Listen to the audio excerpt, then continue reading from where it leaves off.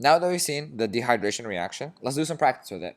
So in all of these examples, we have an alcohol group and we have sulfuric acid with heat. So we're trying to guarantee an E1 mechanism throughout the dehydration reaction. Now, let's start off with this first one. We have a secondary carbon right here and it has an OH group and sulfuric acid.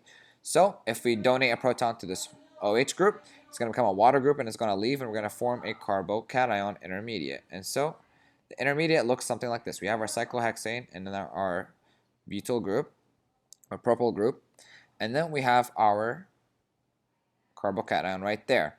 Now notice we have two hydrogens from which we can abstract. We can abstract this hydrogen and form a double bond on this side, or we can abstract this hydrogen and form a double bond on this side. But dehydration reactions only take the Zaitsev product, especially because it's an E1 mechanism. So E1 mechanisms only take the Zaitsev product. And so we're going to take this hydrogen away. And if we do that, we're going to get this final product. We're going to get our cyclohexane, and we're going to have our propyl group, and then we're going to have the double bond formed right here. And notice that this alkene is tri-substituted, while if we did it on the other hydrogen, if we abstracted the other hydrogen, we would have gotten a di-substituted. So this is more stable. Now, some might say, well, what if we did a hydride shift to this carbon right here and did the same thing?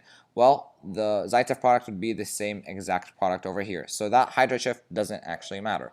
Now, in this next reaction, a hydride shift actually does matter, because if we form a carbocation on this butane, we get our carbocation on a primary carbon. Notice that it only has one carbon bond, so it's primary. Now, if we do a hydride shift where this hydrogen moves over here, we get a secondary carbocation. We have our hydrogen that moved to this end carbon, and we have a secondary carbocation. So now we can do our E2 mechanism where we get our Zaitsev product. And the Zaitsev product would work if we abstracted this hydrogen instead, because we get a di-substituted alkene rather than abstracting this one and getting a mono-substituted one. And so by abstracting this hydrogen right here, we get this product. So with the alkene down the middle. So here a hydride shift actually matters. Now we can also have methyl shifts and ring expansions. So in this one, if we form our carbocation on the carbon which holds the OH group, we get this intermediate. We get a carbocation on a primary carbon. So if we do a ring expansion where we break one of the bonds and we form a bond like this and terminate this one, we get this intermediate. We have now a 5-membered ring rather than a 4-membered one. We release some of that ring strain and now have a carbocation on a secondary carbon.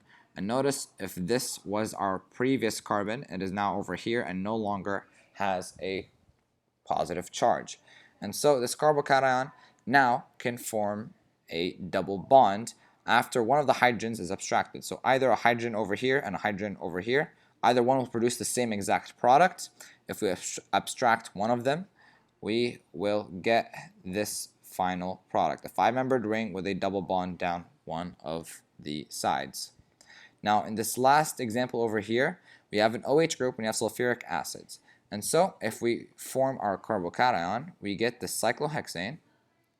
We have our two methyl groups right here, and we have a primary carbocation. Notice that this carbon right here has one bond. Now a primary carbocation is unstable, so we want to do a hydride shift, but we have no hydrogens over here. Notice that we have 0 hydrogens from which we can abstract a notice that we have 0 hydrogens over here.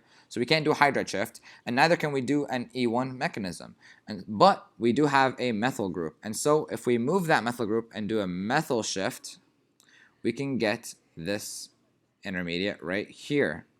And so we can get this product right here, or intermediate rather.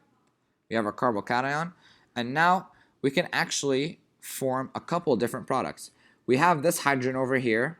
We have this hydrogen over here, which is actually equivalent to this one, so we're not going to count it. And then we have this hydrogen over here. Now, through this, we can get up to 2 products. We can get either product number 1, which will have a cyclohexane with a double bond going down the ring if we abstract this hydrogen right here, so a double bond here, or we can get the second product, which will be our cyclohexane, and our double bond is on the outside group, which would be right here by abstracting this hydrogen. Or we have a third product actually, if rather than doing a methyl shift, we do a ring expansion. So rather than moving this carbon right here, let me label what we can do. We can move this bond right here, break it, and essentially form a bond with this carbon. And so we get an intermediate that is a 7-membered ring. So 1, 2, 3, 4, 5, 6, 7. It's kind of hard to draw. And we have our methyl, our 2 groups right here. Or actually we just have our 1 carbon group there. And so we have a carbocation on a tertiary carbon right here. And so we can abstract one of these hydrogens. Either one is fine because they both provide the same product. And we get our final third possible product, which is a 7-membered ring.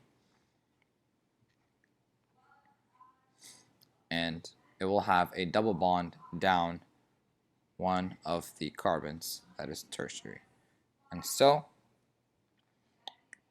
that is our 3 possible E1 products from this. Either one is acceptable. They're all provided in relatively the same amounts, and so you can provide any of these products and you will still get full credit for this problem.